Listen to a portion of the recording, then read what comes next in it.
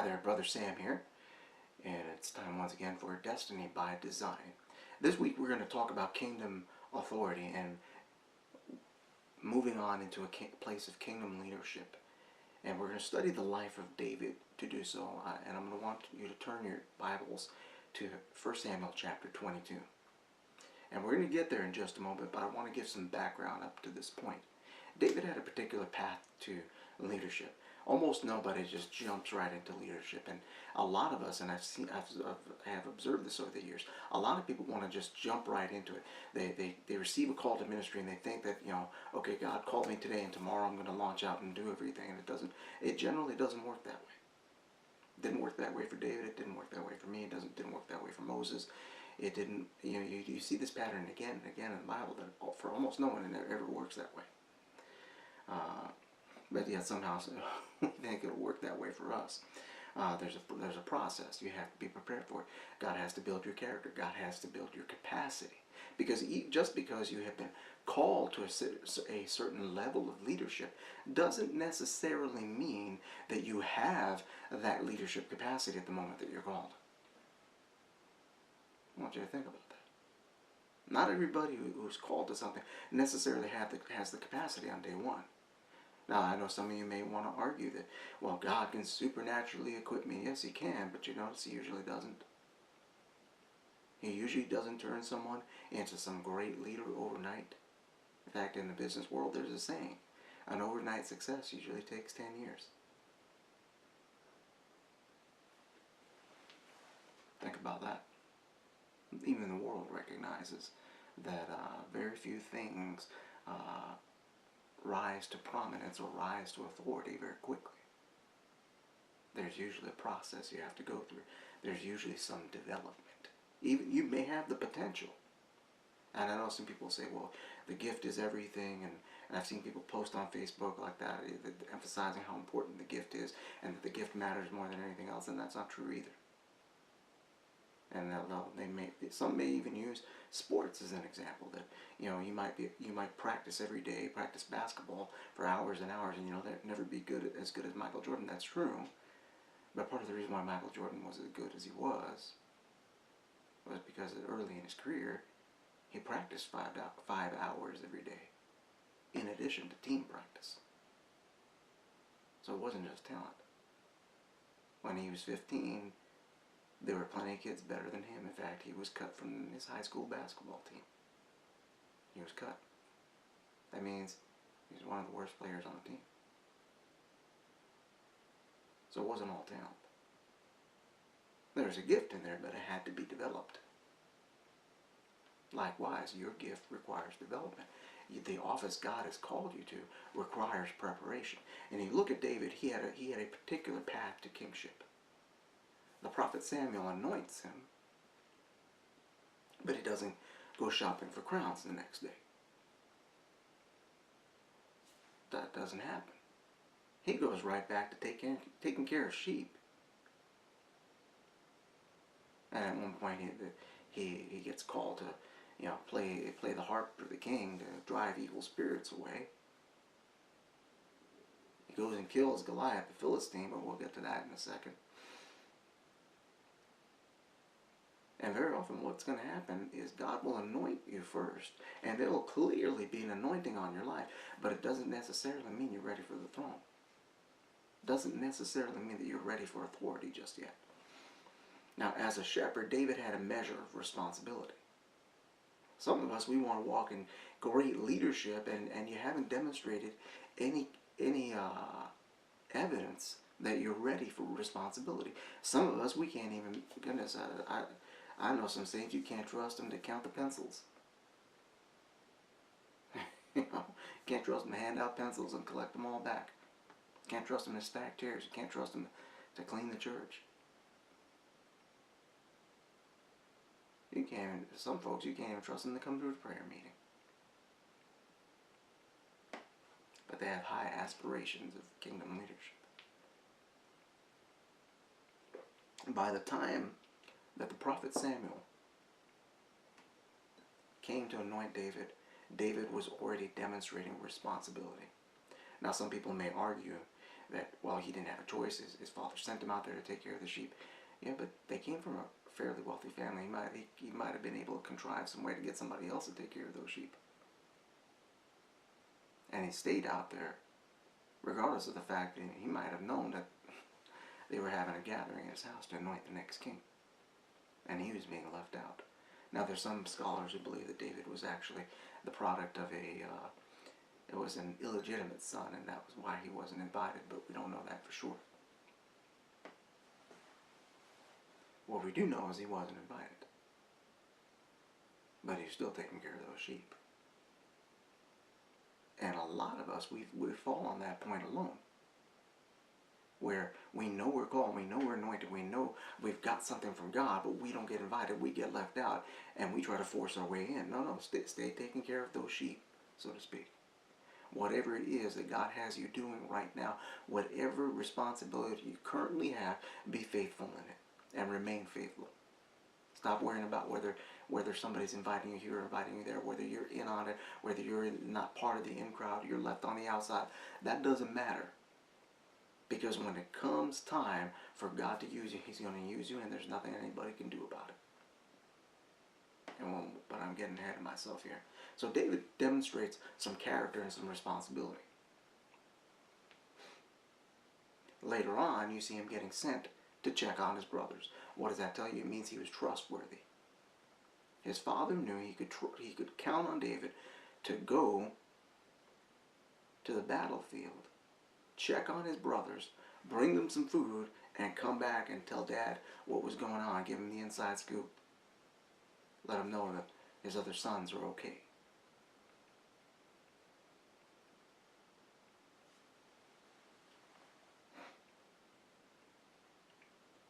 Now, during that time, he had demonstrated some ability. Now, maybe nobody else knew about it. He killed a lion and he killed a bear.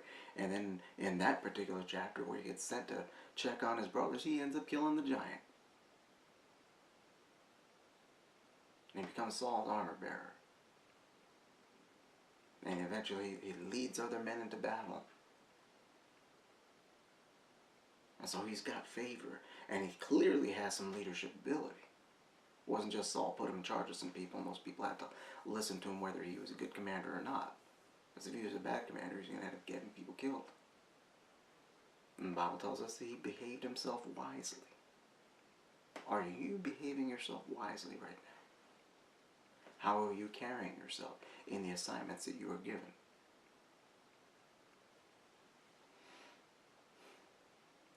Now, his demonstrated ability, eventually, as we know, as the story goes, we know it incurred the wrath of Saul. Saul became envious. Saul tried to kill him, threw a spear at him.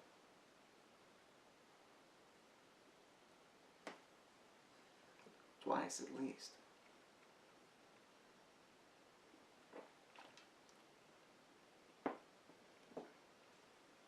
And I have to be the one to tell you this.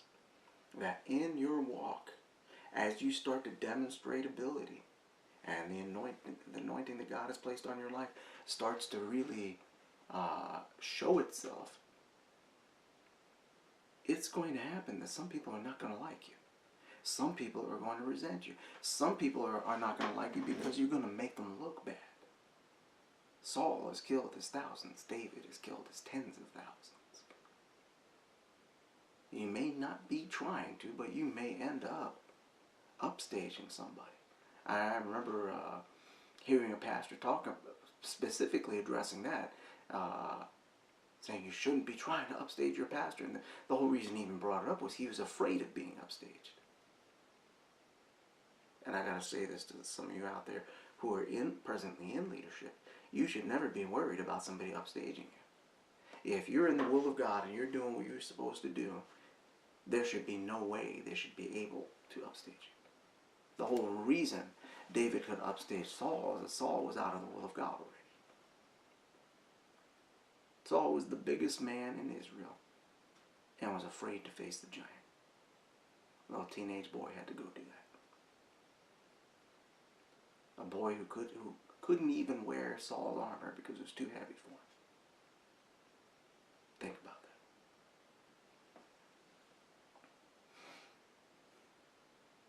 So his demonstrated ability does incur some envy and incur some wrath. And Saul goes after him. Saul tries to kill him.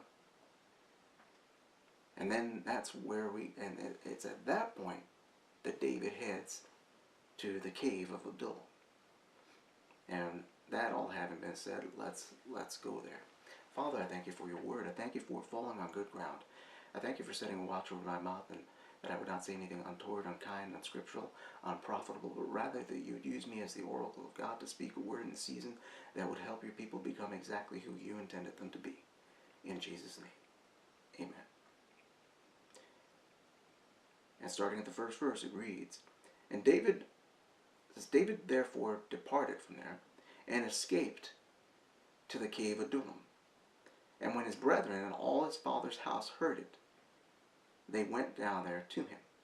And everyone that was in distress, actually let's not even get there yet. Let's stop at verse 1.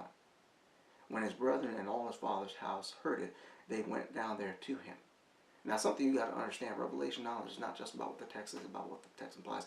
They went down there to him, but they didn't stay. They paid him a visit, they checked on him, they might have brought him supplies or money, but they sure didn't stay. And something you're going to have to understand when you come to your cave season, a lot of people who are familiar with you, who are close to you, who have relationships with you, they may show up close and personal just to see what's going on, more out of a morbid sense of curiosity, especially if you're in heavy warfare and persecution. They're going to show up largely out of sometimes out of a sense of concern, but a lot of times out of a sense of morbid curiosity. And they're not going to stick around, because we don't hear anything about them after that first verse. They didn't stay. And something you got to understand, if you're coming into your cave season or you're already in it, don't be surprised that folks left you. Don't be surprised that they came and they might have helped you once, or they took off. Don't be surprised. That's part of the process. Because part of this process, where God takes you into the cave, so to speak, is to learn that God plus nothing is everything you need.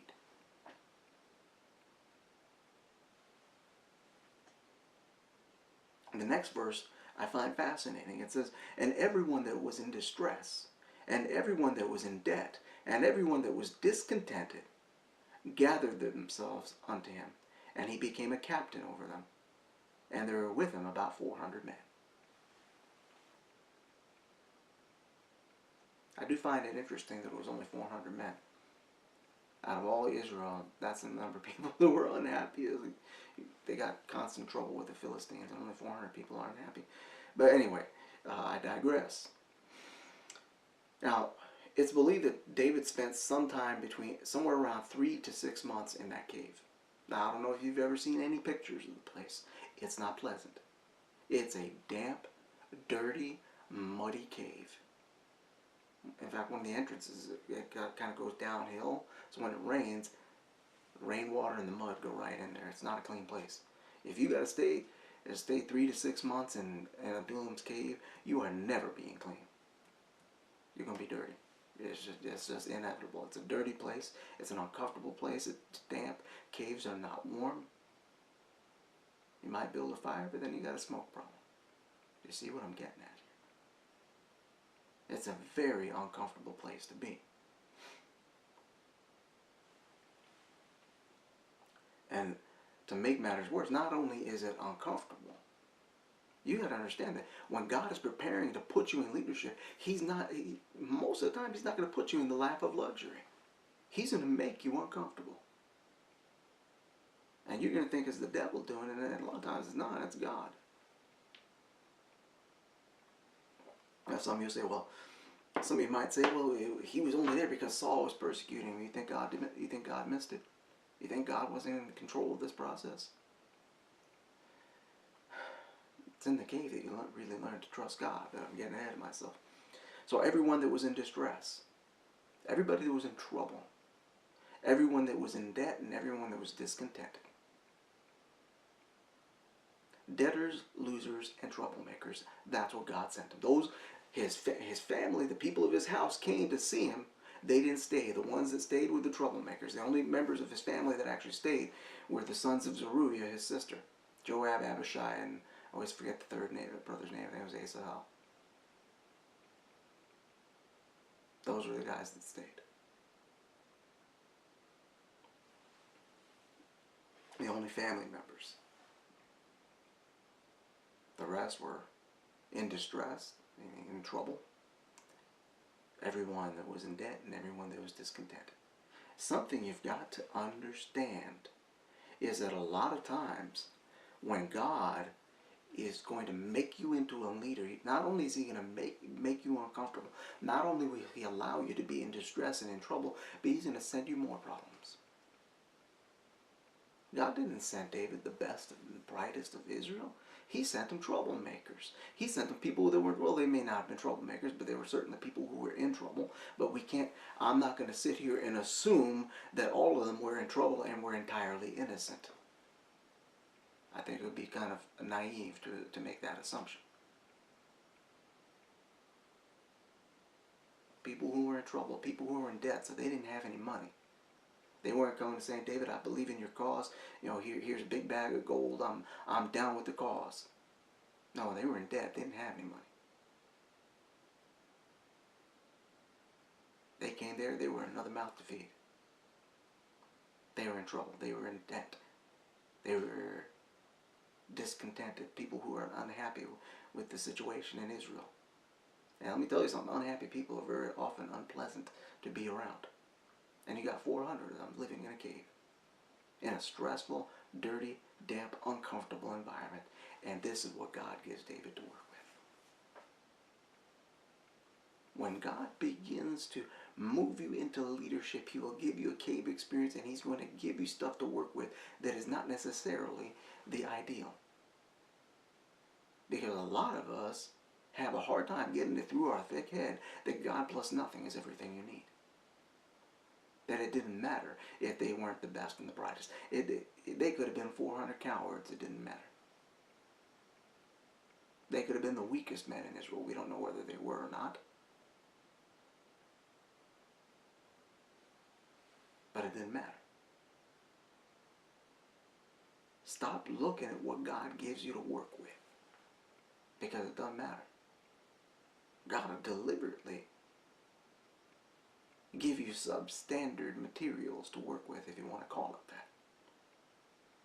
Just to prove that it isn't about your circumstance, it isn't about what you got, it isn't about your resources, it isn't about the people around you, but it is about the God you serve. The God who chose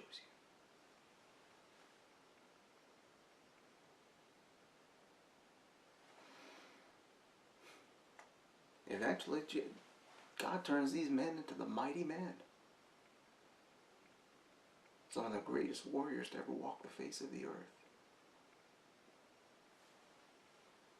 But David had to learn how to manage them. Had to keep them from killing each other. If they were troublemakers, he had to feed them. So he had logistical problems. He had led men in battle before, but when he was a captain over 1,000, he didn't have to feed those men. The army had a supply train. The king would send a supply train with him. So that wasn't all he had to do was come up with some tactics and strategy and lead them into battle. He didn't have to feed them. He didn't have to clothe them. And when it was over, they all went home. Now, David could have said, y'all don't got to go home, but you got to get out of here. But here in the cave, there's nowhere else to go. They're there to stay. This isn't just, we're going to go down to Gath and beat everybody up and take some stuff and beat the Philistines and kill a bunch of them and take the spoils and go home. This is a whole different dynamic. We're on the run for our life. We're in this cave because it's a strategic position and it's a defensible location.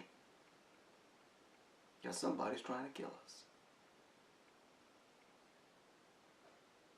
And with someone after them, he has to figure out how to feed them, how to clothe them, how to supply water, how to keep them from being at each other's throats.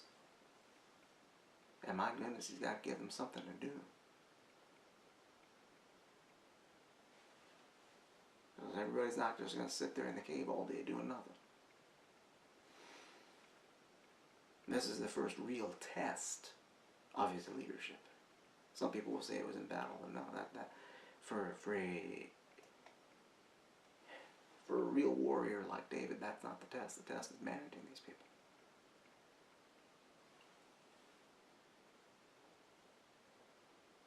And trusting God in it. And so he's got these 400 losers, if you want to call them that. And it says, and David went from there to Mizpah of Moab. And he said to the king of Moab, let my father and my mother, I pray you, come forth and be with you till I know what God will do for me. And he brought them before the king of Moab, and they dwelt with him all the while that David was in the hole. So while David is living in the cave, he provides for the safety of his family. This is an important detail. Very often when God is calling you into leadership and you're starting to move in it, and you've got all kinds of warfare, sometimes we tend to neglect other things that we need to take care of. Handle your business. Handle your business.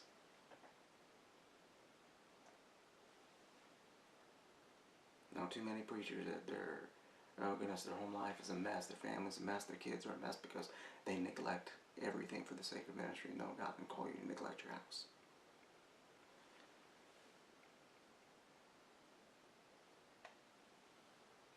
Now, while David was in the cave, there were actually 3 psalms that he wrote.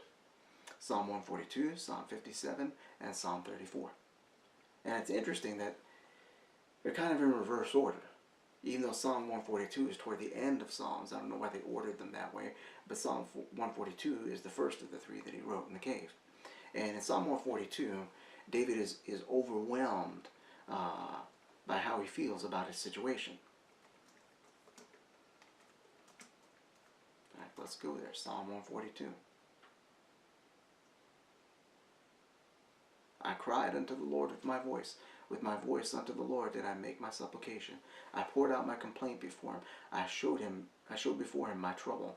When my spirit was overwhelmed within me, then you knew my path. In the way wherein I walked, have they privily laid a snare for me. I looked on my right hand and beheld, but there was no man that would know me. Refuge failed me, no man cared for my soul. I cried unto you, O Lord. I said, you are my refuge and my portion in the land of the living. Attend unto my cry, for I am brought very low. Deliver me from my persecutors, for they are stronger than I. Bring my soul out of prison, that I might praise your name. The righteous shall compass me about, for you shall deal bountifully with me. So it starts off with him, he's overwhelmed by this situation. Because he came from a good family. He attained status serving the king. He was the most celebrated personality in the kingdom. He was more famous than the king. Saul has killed his thousands. David has killed his tens of thousands. He was the conquering hero. He's living everybody's conquering hero fantasy. And now he's got to live in a cave. And he's trapped.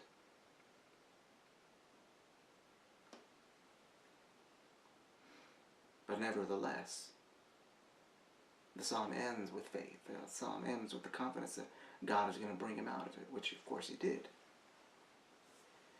Then he writes Psalm 57.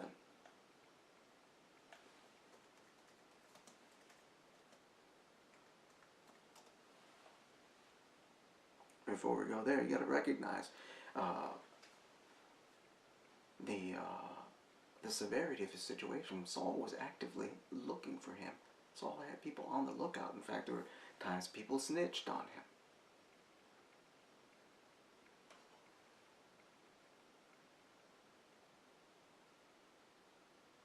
I don't know if you've ever been on the run for your life or ever been in any serious physical danger. It's not fun.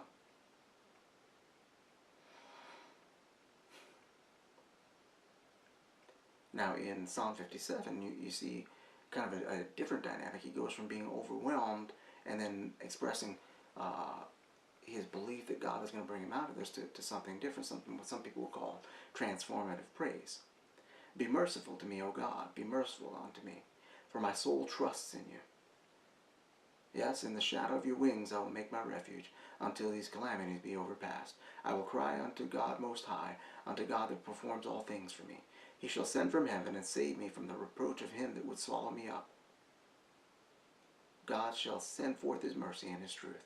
My soul is among lions. I lie, even among them that are set on fire, even the sons of men whose teeth are spears and arrows, and their tongue a sharp sword. Be exalted, O God, above the heavens. Let your glory be above all the earth.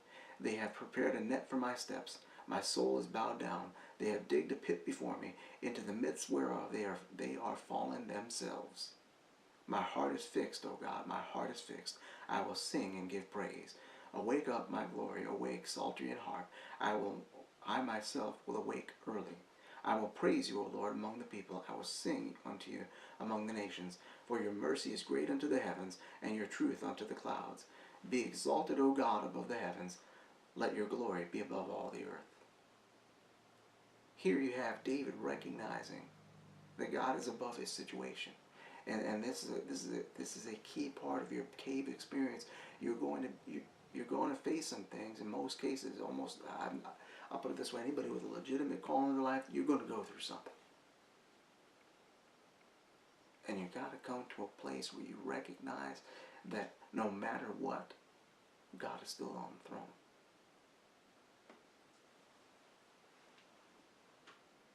That it is less a matter of your perseverance than it is a matter of the goodness of God. It's in the cave that you learn to trust that this isn't about your circumstance. It isn't about how it looks or how it feels or how it smells, as the case may be.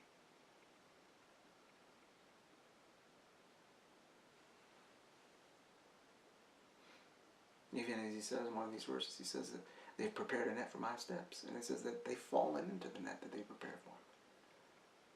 Another thing you've got to understand while you're hiding in the cave is there's some battles that are not meant for you to fight.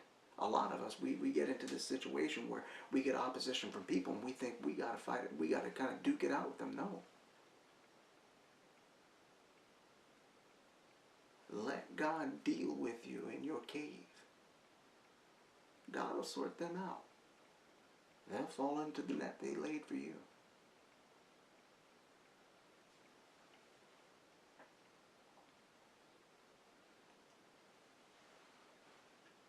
In the cave, you learn that your worship is not based on your circumstance or your situation. That regardless of what situation you may find yourself in at the present, that God is still good, that God is still God, that God is still worthy of your praise, that he still is worthy of your worship. You also learn that your circumstance does not determine your identity. And it doesn't have to define your reality. There's a very old Latin saying, a giant will maintain his stature even though he will have stood in a well. In those days, wells were huge pits with steps that you walk down into. You put a giant in there, he's going to look short. Maybe only his head sticking out of it. But he's still a giant. You got to understand. See, a lot of us, we have our cave experience and we start to identify with the cave. No. Your circumstance doesn't define who you are. God already defined who you are. And your identity in him has nothing to do with circumstance, situation, or whatever predicament you might be in the present. Because remember, he had been anointed to be king by Samuel. This wasn't like stepping into some rinky-dink prophet's prophecy line. They prophesy that you're going to have a great ministry or whatever. And it may or may not come true, because this might be, Prophet Mojo Jojo who never gets anything right. This was the prophet Samuel. This was the guy who everything he says surely comes to pass. This was the guy that the Bible says that God didn't let any of his words fall to the ground. So it was going to surely come to pass. And so in the cave is also the place where you are forced to face the realization that no matter what it looks like or sounds like or feels like, if God said it, it's going to surely come to pass. If God said it, it will surely be. in the cave, you have no choice but to exercise faith. Your choices are faith or despair.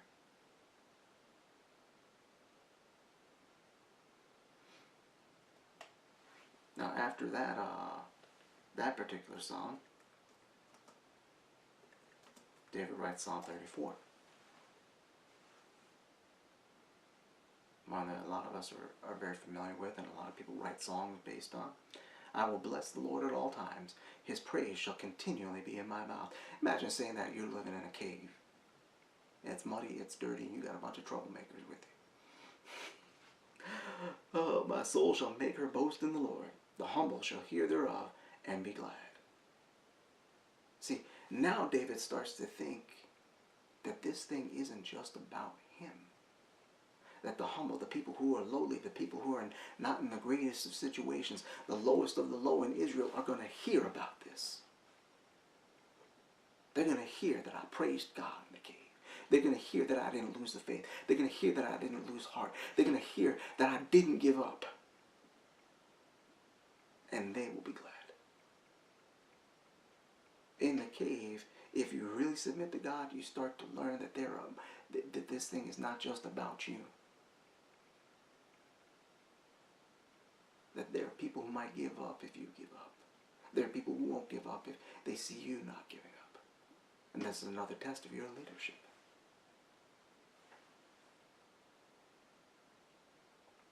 Oh, magnify the Lord with me, and let us exalt his name together. I sought the Lord, and he heard me, and delivered me from all my fears.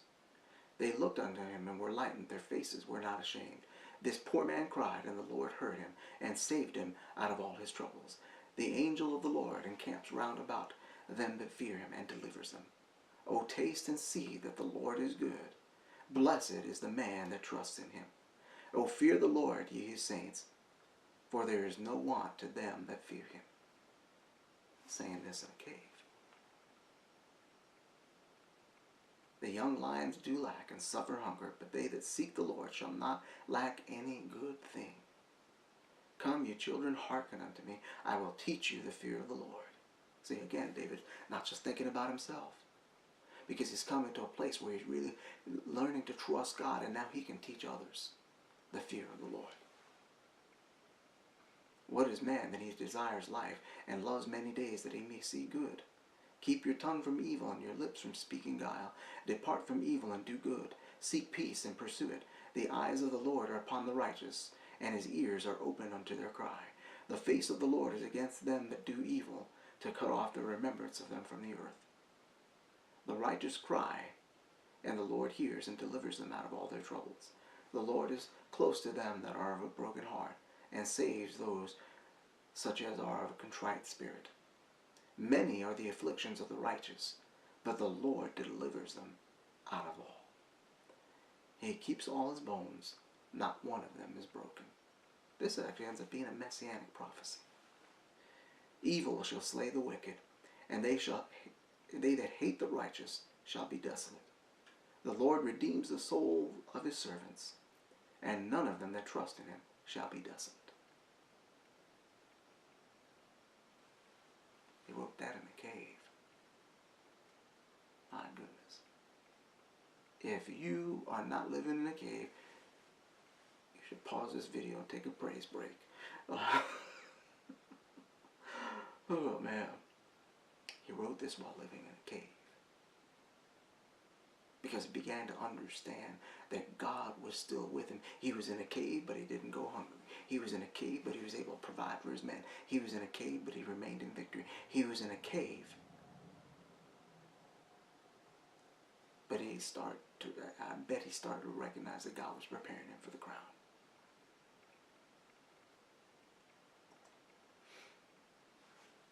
Now let's go back to 1 Samuel 22. So after he sends his parents to go with the king of Moab, it says, and the prophet Gad said unto David, abide not in the hole, depart and get you into the land of Judah. Then David departed and was come into the forest of Hereth. So now he leaves the cave, but now he's in the forest. And sometimes God brings you out of the cave, and you think you're ready for the crown. Yeah, but you still got to go to the forest.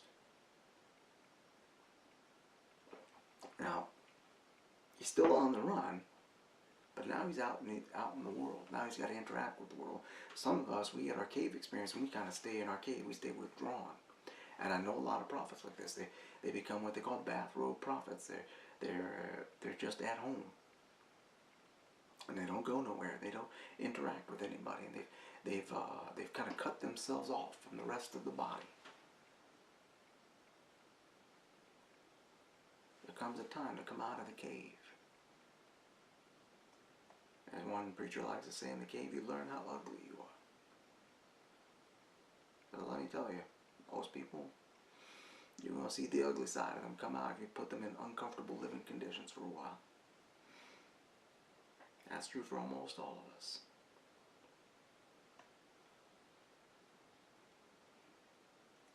So he comes to the forest of Hareth, and it says, when Saul heard that David was discovered, and the men that were with him. Now Saul abode in Gibeah under a tree in Ramah, having his spear in his hand, and all his servants were standing about him. Then Saul said unto his servants that were about him, Hear now, ye Benjamites, will the son of Jesse give every one of you fields and vineyards, and make you all captains of thousands and captains of hundreds, that you have all conspired against me, and there is none of you that shows that my son has made a league with the son of Jesse, and there's none of you that is sorry for me, or that shows unto me that my son has stirred up my servant against me to lie in wait as at this day? Saul was mighty paranoid, because none of this was true. And I gotta tell you, when God has called you to leadership very often, not all the time, but very often, you're gonna have leaders turn on you. They're gonna get jealous. They're gonna get envious. Now there's some folks out there that think a leader is jealous, and that ain't really true. That ain't really true. They're just thinking more highly of themselves than they ought to. But there is a great deal of truth to this. That very often leaders will turn on you, and they will turn others on you. And they will get paranoid. They will think you're up to something when you're not. Guess what? It's part of the walk.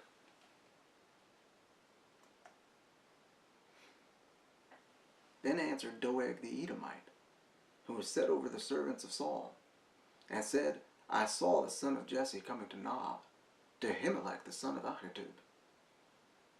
And he inquired of the Lord for him, and gave him food, and gave him the sword of Goliath the Philistine. Oh, man. We got a snitch. Now notice this. Doeg the Edomite was in charge of the servants of Saul. He was an Edomite. The Edomites were the descendants of Esau, the despiser of the things of God. And that despising the things of God seemed to carry down the generations. And this is who Saul puts in charge. And guess what? This is going to happen when you're dealing with jealous leaders. They're going to have people in charge. They're going to have people serving them. They're going to have henchmen who despise the things of God, sometimes even in ministry. It will happen. And very often they're going to be the ones snitching on you.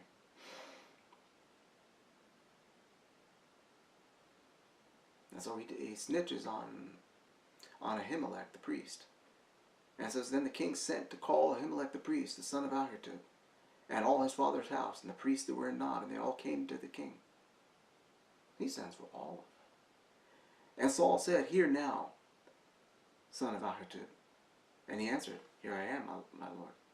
And Saul said to him, Why have you conspired against me, you and the son of Jesse, that you have given him bread and a sword, and inquired of God for him, that he should rise against me to lie in wait as at this day? Then Ahimelech answered the king and said, And who is so faithful among all your servants as David, which is the king's son-in-law, and goes at your bidding, and is honorable in your house? Did I then begin to inquire of God for him? Be it far from me, let not the king impute anything to his servant, nor to all the house of my father, for your servant knew nothing of all this, less or more. And the king said, You shall surely die, Ahimelech, you and all your father's house. And the king said to the footmen that stood about him, Turn and slay the priests of the Lord, because their hand is also with David, and because they knew when he fled and did not show it to me. But the servants of the king would not put forth their hand to fall upon the priests of the Lord. So at least some of his people had a sense of decency. And I've seen this too, when you're dealing with jealous leaders, or some of their henchmen just aren't really with the program. They don't want to leave being a henchman, but they won't do. There's certain lines they won't cross. But sure enough, they'll have somebody who will cross that line. And so it says, and the king said to Doeg, turn and fall upon the priests. And Doeg the Edomite turned, and he fell upon the priests, and slew on that day 75 persons that did wear a linen ephod. That's 85 people. And Nob, the city of the priests, he smote with the edge of the sword, both men and women, children and sucklings. That's babies. And oxen and asses and sheep with the edge of the sword. Now, there's a pattern you need to see here. In 1 Kings 15, Saul is sent to destroy the Amalekites, and he's told to kill even the babies, the children, their oxen, their donkeys, everything, and leave nothing alive. And what does Saul do? He spares the best of the livestock as spoil and spares their king. But now, in the midst of his jealousy and his envy, he sends somebody to kill a city of priests. And he does to them what he should have done to the enemies of God.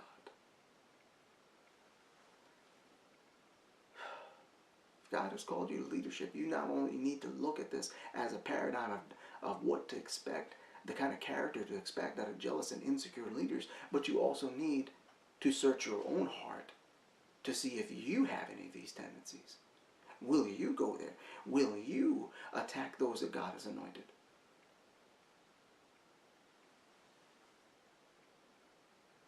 Oh goodness, ask God to search your heart, to show you if you've got any of this in you. And one of the sons of Ahimelech, the son of Ahitub, named Abiathar, escaped and fled after David. And Abiathar showed David that Saul had slain the Lord's priests. And David said unto Abiathar, I knew at that day when Doeg the Edomite was there that he would surely tell Saul, I have occasioned the death of all the persons of your father's house. Stay with me, fear not. For he who seeks my life seeks your life, but with me you shall be in safeguard. Now, this makes Abiathar officially David's first refugee, if you want to call him that. It's the first person to really come under David's protection. All these other men, they came under his command, but they weren't necessarily in need of protection.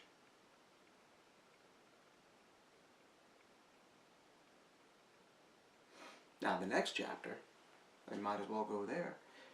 It says, 1 Samuel 23, verse 1, Then they told David, saying, Behold, the Philistines fight against Keilah, and they rob the threshing floors.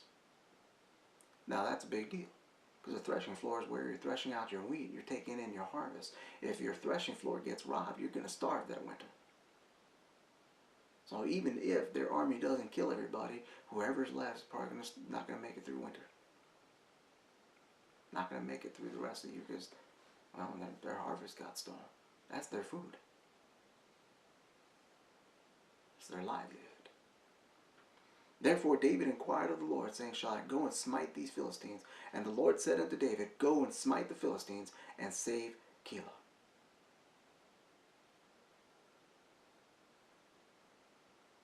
Now you see David acting like a king. Because really this was Saul's job to do. I don't know where Saul was during this particular escapade. Saul's nowhere to be seen in these first few verses, is he? This is something the king should have done. You want to move in kingdom authority, you better be ready to obey God when he sends you to do something. Not just after he puts you in authority, but sometimes before he puts you in authority. But you better be sure you heard from God.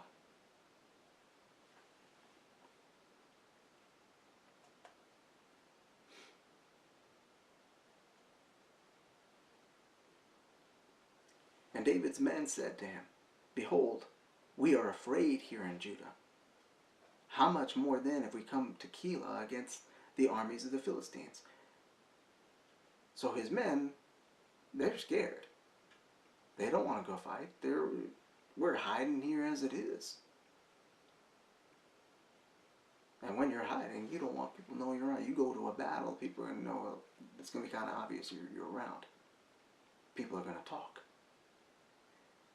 And it says, Then David inquired of the Lord yet again, and the Lord answered him and said, Arise, go down to Keilah, for I will deliver the Philistines into your hand.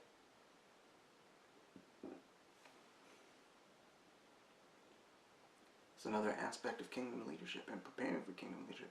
You got to learn to hear from God for yourself, and you got to learn to not just hear from God, but to act on what he's saying. He had a bunch of men that were scared, and God was saying, Go, I'm going to deliver them into your hand. Remember what I said before, God plus nothing is everything you need. So David and his men went to Keilah and fought with the Philistines and brought away their cattle and smote them with a great slaughter. So David saved the inhabitants of Keilah. He's not sitting on the throne yet. He's not wearing a crown, but my goodness, he is being a king. And it came to pass, when Abiathar the son of Ahimelech fled to David to Keilah, that he came down with an ephod in his hand. And it was told Saul that David was come to Keilah. And Saul said, God has delivered him into my hand, for he is shut in by entering into a town that has gates and bars. And Saul called all the people together to war, to go down to Keilah to besiege David and his men. Now, where was Saul 5 verses ago? Keilah is besieged. Their threshing floors are being robbed. The Philistines are attacking them. And Saul is doing nothing. But he hears David's there, and now he's ready to go to war. My goodness. Speaks volumes of where Saul was at this point. And it says, and David knew that Saul had secretly practiced mischief against him. And he said to Abiathar the priest, Bring here the ephod. Then David said, O Lord God of Israel, your servant has certainly heard that Saul seeks to come to Keilah to destroy the city for my sake. Will the men of Keilah deliver me up into his hand? Will Saul come down as your servant has heard? O Lord God of Israel, I beseech you, tell your servant. And the Lord said, He will come down. Then said David, Will the men of Keilah deliver me and my men into the hand of Saul? And the Lord said, They will deliver you up. Another thing you got to understand. God, while he's raising you up as leader, while he's making you, and you're in your making season as a leader, God very often will allow you to rescue people and to help people that are going to turn on you. David had just saved these people's lives, and God said, they'll deliver you up. They will sell you out. And a lot of times as leaders, we have these experiences and we get heartbroken and we become bitter, and then we don't trust anybody, we don't want to do anything anymore. You got to understand, this part of the walk. Because it isn't, not only, just like it isn't about you, you also have to understand that it's not about them either. How they respond, how they react, whether they're grateful or not, whether they turn on you the next day, that doesn't matter. Did you obey God?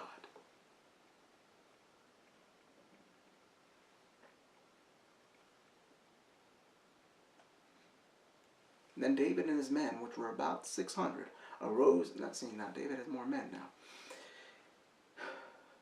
arose and departed out of Keilah, and went wherever they could go.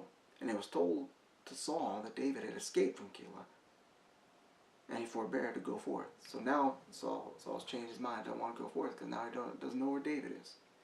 And David abode in the wilderness in strongholds, and remained in a mountain in the wilderness of Ziph.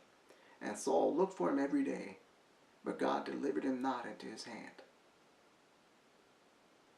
Stop worrying about who's talking about you, who don't like you, who wants to slander you, who wants to try to ruin your ministry or whatever, because their opinion don't count. And even if they succeed in turning people against you, something you got to understand, if they could turn somebody against you, that person wasn't really with you in the first place. They weren't with you.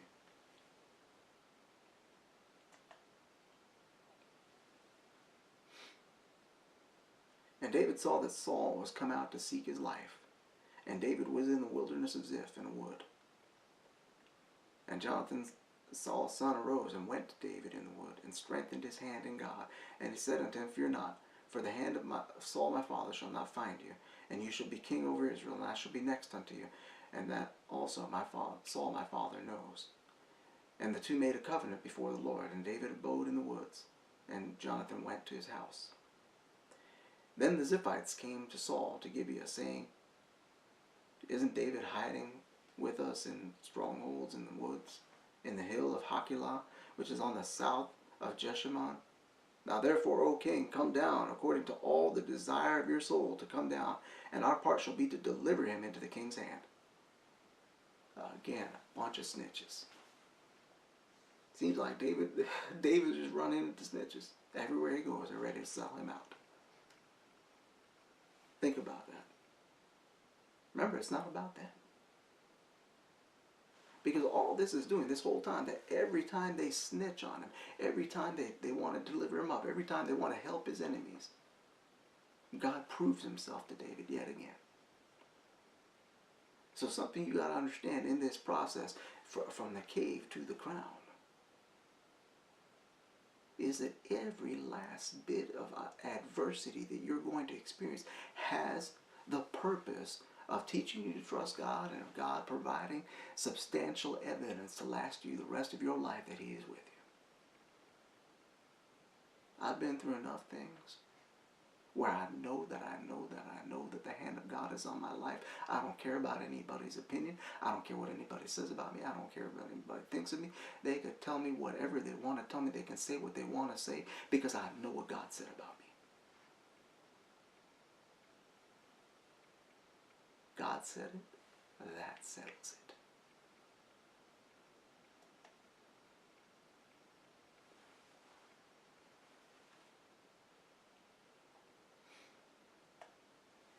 And so Saul replies by saying, "Blessed be you of the Lord, for you have compassion on me." Oh my. He's invoking the blessing of God on these people for being snitches and traitors. Of course, you don't see it that way. And here's the thing about jealousy and envy. They twist people's perception. A jealous man will see something there that isn't. And it says, "Go, I pray you, prepare yet, and know and see his place where his haunt is, and who has seen him there. For it is told me that he deals very subtly." David had learned to be kind of sneaky by necessity. "See therefore, and take knowledge of all the lurking places where he hides himself, and come again to me with the certainty, and I will go with you. And it shall come to pass that if he is in the land, that I will search him out through all the thousands of Judah." And they arose and went to Ziph before Saul. But David and his men were in the wilderness of Maon, in the plain on the south of Jeshimon. Saul also and his men went to seek him, and they told David. Wherefore he came down into a rock, and abode in the wilderness of Maon. And when Saul heard that, he pursued after David in the wilderness of Maon.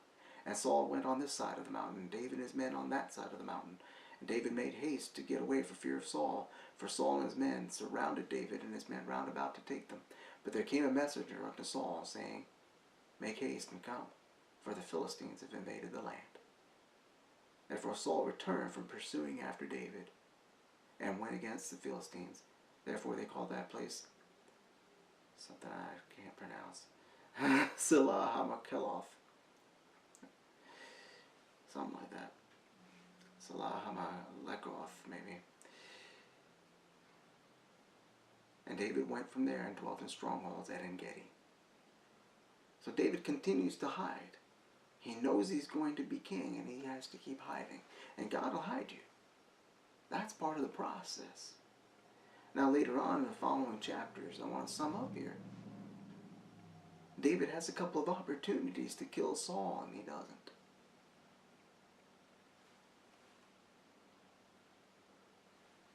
And he cut off a piece of Saul's robe, and it says that his heart smote him because he cut off Saul's skirt.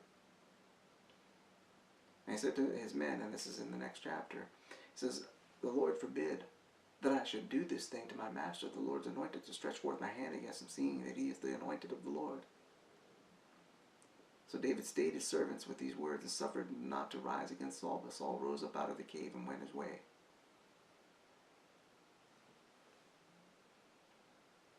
And so Saul shows him that he could have David shows Saul that he could have killed him.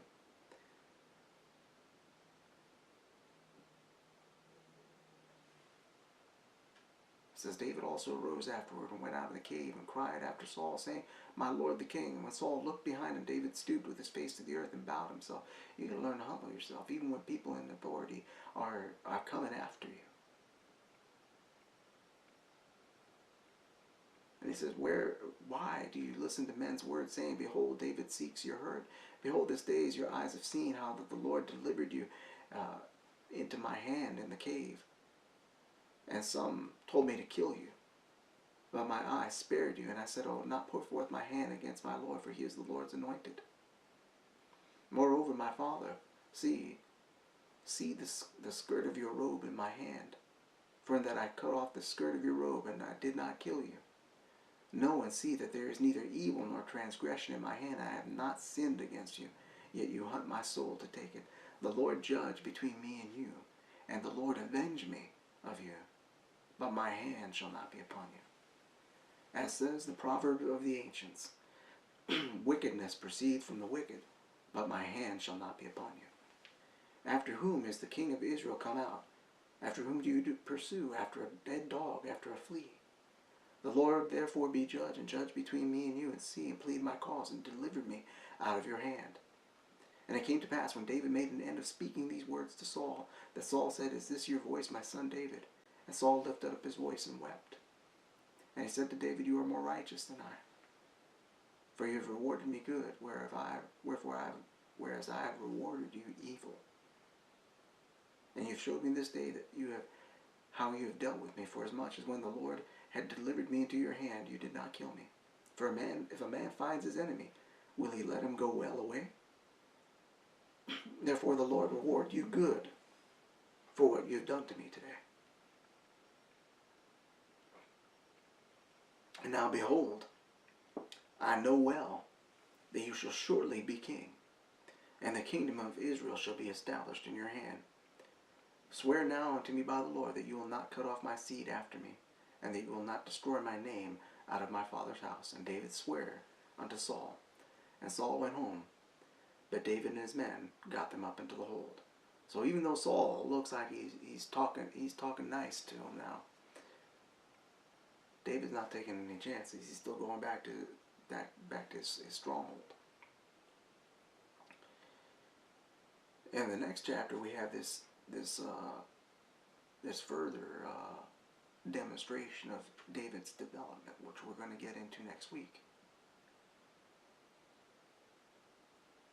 There's a process to get to the crown, folks.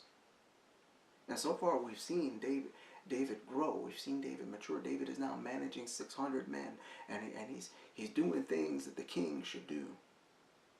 He's showing restraint when he could have killed his enemy and solved his problem, because a lot of people would have just killed Saul and then crowned themselves king. Hey, the king is dead. Long live the king. As has been done so many times throughout human history. Yet he didn't do it. David is showing diplomacy and restraint. But David's got a little more growing to do. And we're going to get into that next week. I hope this was useful. I hope it was helpful. If it was, feel free to share it. Meanwhile, God bless you and God keep you.